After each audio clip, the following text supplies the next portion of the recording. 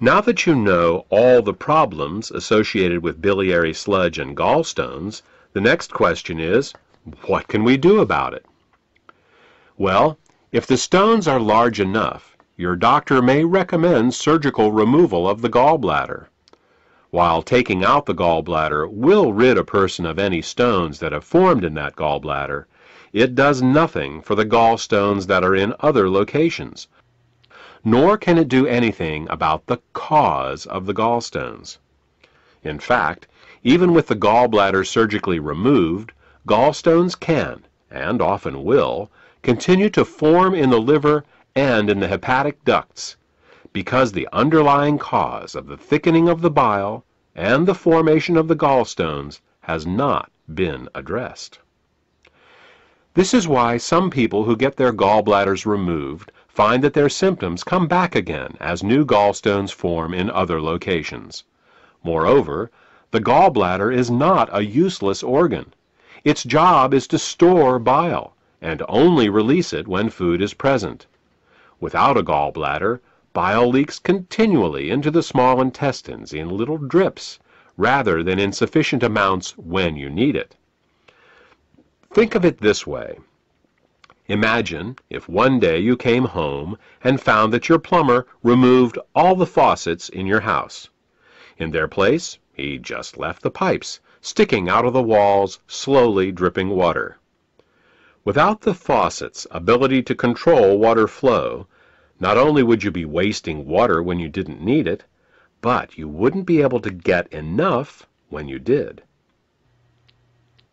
Surgically removing the gallbladder is exactly like removing the faucets from your house. Another option is to do something called a liver-gallbladder flush. This typically involves drinking water with Epsom salts for several hours to relax the gallbladder, and then drinking a glass of olive oil mixed with lemon juice. While this flush will often result in hundreds of small green stones going into the toilet the next day, up to 12 of these flushes is usually needed to get all the stones out. And no matter how many flushes you do, 2 weeks after your last flush, you're back to making more biliary sludge and gallstones, because again, the cause of these problems was not addressed. We said at the beginning of this presentation that the causes of biliary sludge and gallstones were nutritional deficiencies and toxicity. Let's talk more about that now. There are 3 ingredients that the body uses to dissolve biliary sludge and gallstones and to keep the bile in liquid form.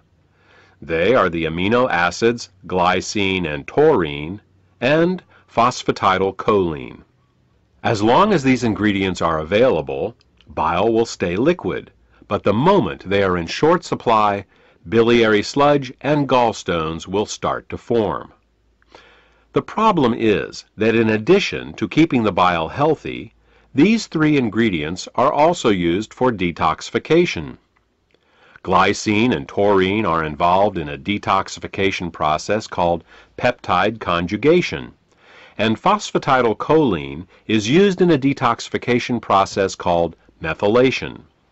Now, if we were only exposed to toxins once in a while, it wouldn't be a problem. But in today's world, we are chronically exposed to toxins. As a result, we end up being continually deficient in these 3 ingredients. Take chlorine, for example. As a disinfectant, chlorine is one of the great public health success stories of the 20th century. When it was first used to purify water in the early 1900s, typhoid fever, cholera, and dysentery virtually disappeared from the U.S. But there is a price to pay for using it. Chlorine is very irritating to the body, so it must be detoxified. And the only way chlorine can be detoxified is with glycine and taurine.